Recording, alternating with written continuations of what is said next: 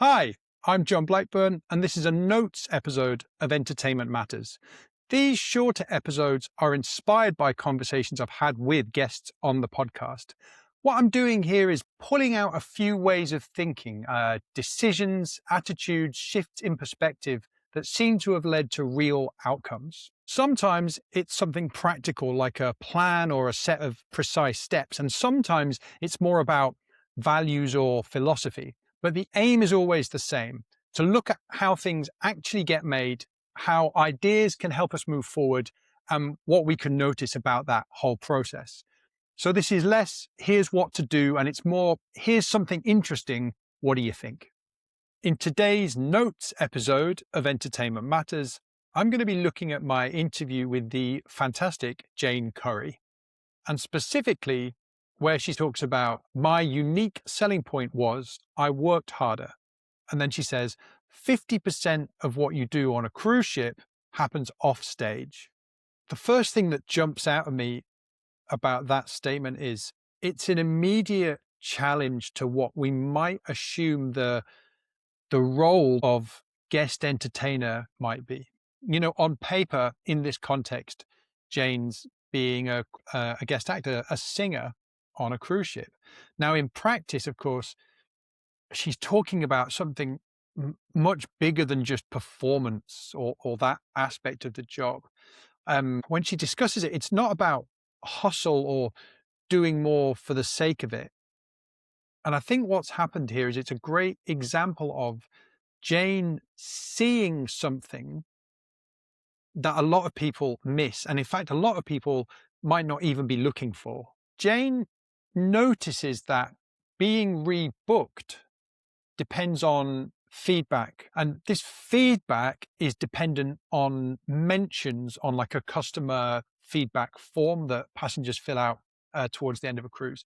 And mentions depend on visibility during the holiday, during the cruise, and relationship. So Jayne notices this and then acts accordingly. She talks to passengers. She's present as she moves around the ship. She offers extra shows. She offers extra appearances, if you like, to the entertainment department.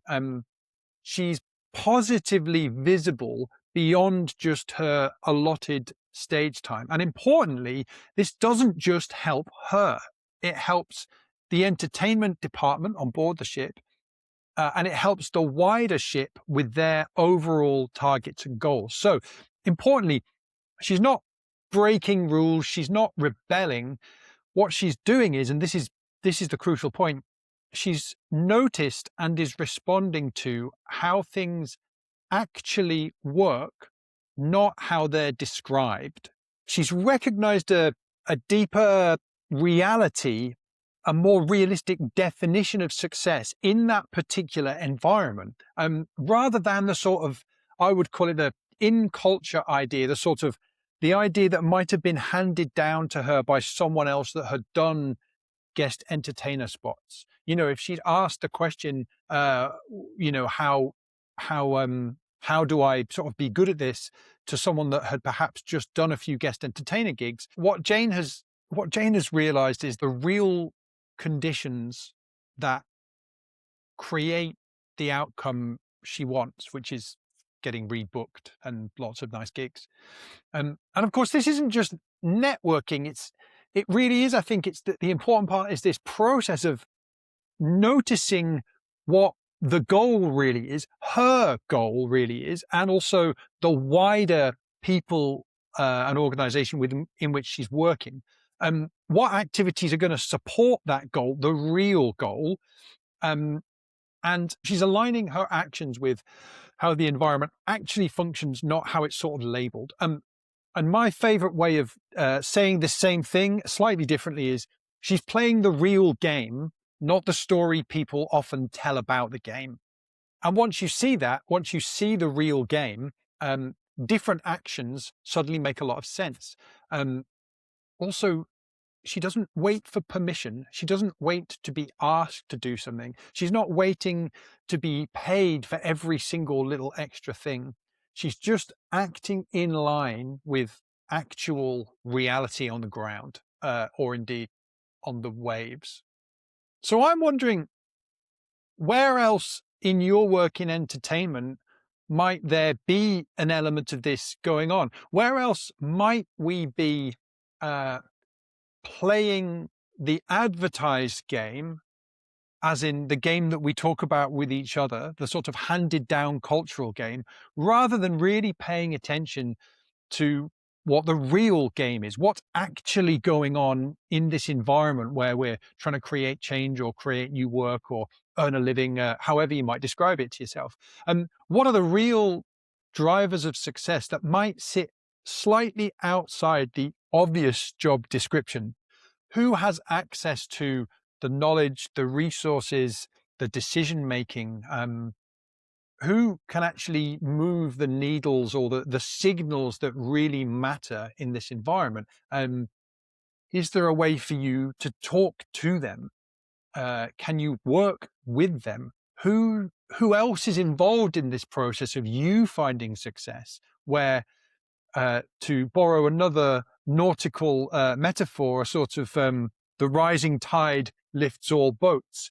Who else in this environment could you work with where both of your successes are aligned and would assist each other? How can you align your goals with the organization or the system, if you like, that you're in, so that everyone wins? And I wonder what might change if, instead of asking, what am I supposed to do? What did the person before me do? I wonder if we could start asking slightly different questions. And a good one might just be, what's really going on here? How can you see the real environment, not the cultural story about the environment?